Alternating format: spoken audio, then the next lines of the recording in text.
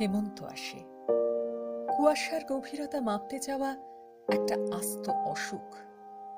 অসুখ পেরিয়ে আসে অভিসার। ক্লান্ত চোখে অবারিত প্রেম নেমে এলে আমি হাত জোড় করে সূর্য প্রণাম করি। তোমার নরম আঁচে পুড়ে যেতে যেতে একদিন হেমন্ত এসে দাঁড়াবে আমার দরজায়। চৌকাঠ পেরিয়ে তুমি হয়ে উঠবে রজস্বলা। অভিসার আসলে একটা সুগভীর ক্ষত। ক্ষত সারিয়ে মানুষ হয়ে উঠতে পারলে পৃথিবী অন্তঃসত্ত্বা হয়ে উঠবে আবার।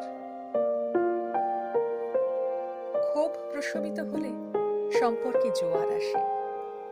বড় হয়ে গাছ হবে বলেছিল যে দম্পতি, কলহ শেষে তারাও নিজেরা বড় গাছের তলায় নিরাপদ আশ্রয় খুঁজে নিতে চাইবে দিনের শেষে।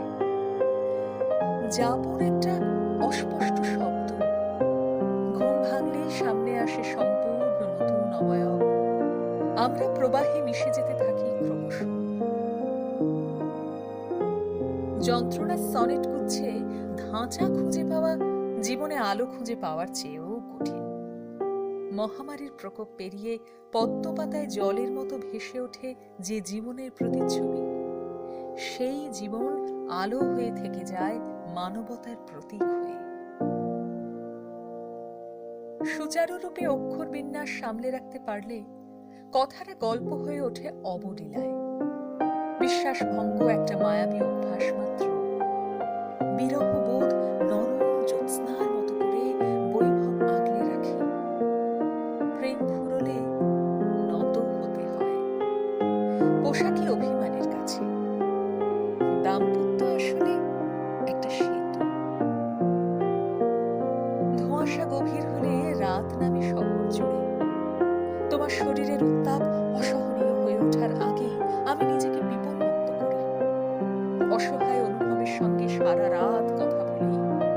হেমন্তের নরম শিশিরের ঘ্রাণে যে সভ্যতা থাকে তার অনেকটাই আমাদের সম্পর্কের মতো কুহকিনী। রংহীন আবেগের কাছে নত যেন হতে হতে একদিন বিবর্ণ প্রজাপতির মতো যাপনকে আঁকড়ে ধরব ঠিক। ক্লান্ত বিভাজিকা জুড়ে এঁকে দেব বাংময় স্মৃতি আলেখ্য। নীরব অপলাপ আসলে নদীর মতো বয়ে যায়।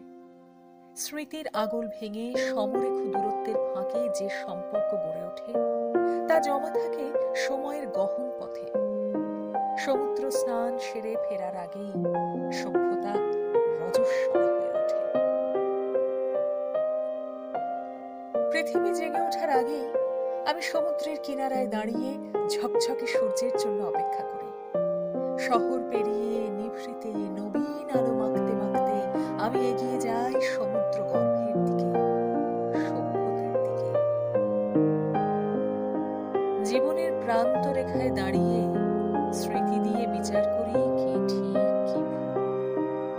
সময় রেখা বরাবর জমা হওয়া হেমন্তের নরম শিশিরের আস্তরণ পেরিয়ে আমি আরো একবার নীরব অভিসারে যাওয়ার জন্য প্রস্তুত হই।